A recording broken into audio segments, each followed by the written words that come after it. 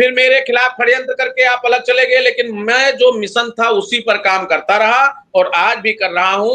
और मिश्रा जी, हमें कोई दिक्कत नहीं है। हम चाहते हैं कि जो बात हो वो गंभीरता से हो और शिक्षा मित्रों के जीवन को अस्थायी करने के लिए हो। 10-5 साल की जो नौकरी लोगों की बची है उसमें उनको सुरक्षित और संरक्षित करने के लिए हो, स्थायित्व प्रदान करने के लिए हो। हम इसको मजबूती से रखने का काम करेंगे। हमारी बात से कितने लोग अपनी बात को संबद्ध करेंगे ये उनके ऊपर, या वो महसूस कर सकते हैं। मैं तो सिर्फ शिक्षा मित्रों के अस्थायित्व की बात करूंगा। वो तमाम चीजें हैं, अभी संविदा के तमाम लोग ऐसे प्रदेश में काम कर रहे हैं। अभी चाहे वो आप सीएचओ को ले लीजिए, चाहे आप समाज कल्याण में ले लीजिए, चाहे आप कहीं भी ले लीजिए, संविदा पूरे प्रदेश में काम कर रहा है। सबकी भिन्न भिन्न मानदेय हैं, सबके भिन्न भिन्न सुविधाएं हैं, वेतन के बराबर मानदेय है, वेतन के समकक्ष मानदेय है, प्रशिक्षित वेतनमान के समकक्ष है, वो तमाम चीजें हैं। सरकार के पास ऑप्शन खुले।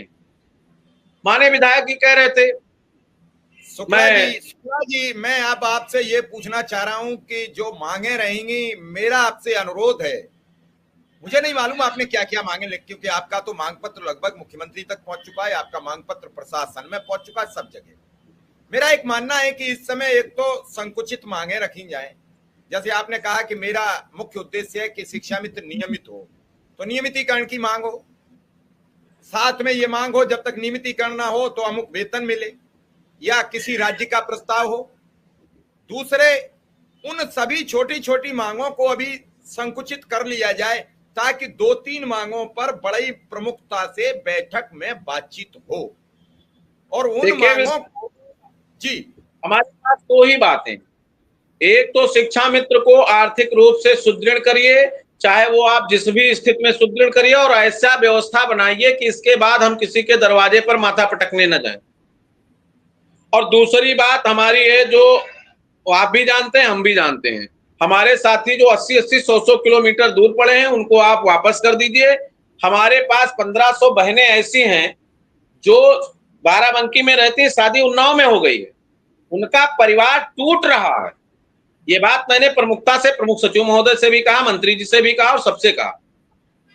तो यही छोटी छोटी मांग, अगर आप वेतनमान दे देते हैं तो जो जहां है वहां काम कर लेगा, वेतनमान नहीं देते हैं तो आप स्थिति ऐसा कर दीजिए कि लोगों को जीवन में सुधार हो जाए, उनकी आर्थिक स्थिति सुदृढ़ हो जाए, उनकी व्यवहारिक कठिनाइयां दूर हो जाएं और समय लोग विद्यालय जाएं, अपने कर्तव्यों दायित्वों का निर्वहन करें, अपने अधिकारियों के प्रति हर। नमस्कार साथियों, स्वागत है आप सभी का आज के इस नए वीडियो में। ये वीडियो आप सभी शिक्षा मित्र साथियों के लिए काफी ज्यादा महत्वपूर्ण होने वाली है। हाल ही के अंदर की कुछ खबरें हैं जो कि आपके मध्य में इस वीडियो के माध्यम से साझा करेंगे।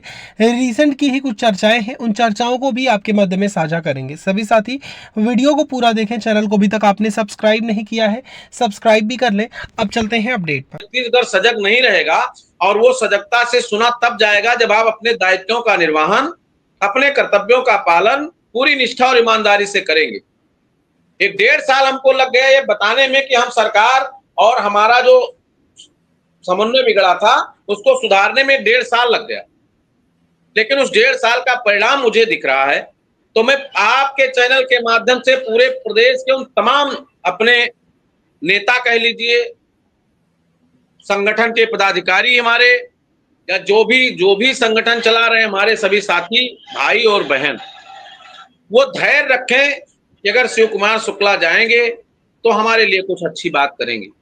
अगर आज तक हमने किया है, मैंने एमएलसी साहब के माध्यम से पत्रक पहुंचाया मुख्यमंत्री जी को, वहां से आया कि ये मांग ऊपर और ये मांग नीचे कर दीजिए, हमने दूसरे दिन ही कर दिया।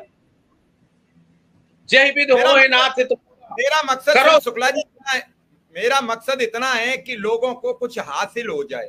बड़ी उम्मीद है अभी 10 मिनट में हमारे साथ आदरणीय बाबूलाल तिवारी जी होंगे, तब तक विक्रम सिंह की भी बात सुन लें, क्योंकि मैं नहीं चाहता हूं संगठन की बात, संगठन का ये परेशानियां, संगठन की बात विधायक जी के सामने हो।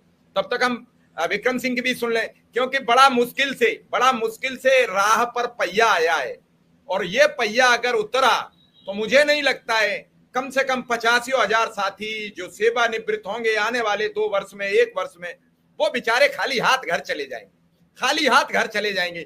बड़ी जिम्मेदारी है सर पर, एक एक शिक्षा मित्र के सर पर जिम्मेदारी है, एक एक शिक्षा मित्र नेता के सर पर जिम्मेदारी है, अनुदेशकों के नेताओं के सर पर जिम्मेदारी है।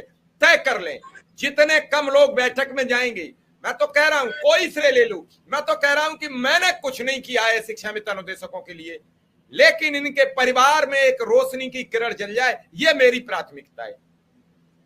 क्योंकि आप लोगों के बीच में जो मदद करने आए हैं, आप उन्हें ये मान लीजिए कि वो भगवान के द्वारा भेजे हुए लोग हैं जो आपकी मदद कर रहे हैं इतने बुरे वक्त में। उनको मन श्रेय दीजिए, लेकिन अपना श्रेय खुद लेकर खुद को सुरक्षित कर लीजिए। संगठन के नेता बाद में बन जाएंगे, अध्यक्ष बाद में बन जाएंगे। शिक्षा मित्र अनुदेशक के नाते जो पैसा अध्यक्ष के खाते में आएगा वही आम शिक्षा मित्र के खाते में आएगा, वही शिव कुमार शुक्ला के खाते में आएगा। 1 रुपया अध्यक्ष के नाम पर या अध्यक्ष के नाम पर 1 टीएडीए एडवांस नहीं आएगा, और हो सकता है कि इनके खाते में सबसे डिले पैसा जाए। तो ये सोचिए और समझिए, और जब जब शिक्षा मित्र की आवाज जो संगठन के नेता उठाते हैं, चाहे शिव कुमार शुक्ला हो, विक्रम सिंह हो, विश्वनाथ कुशवाहा हो,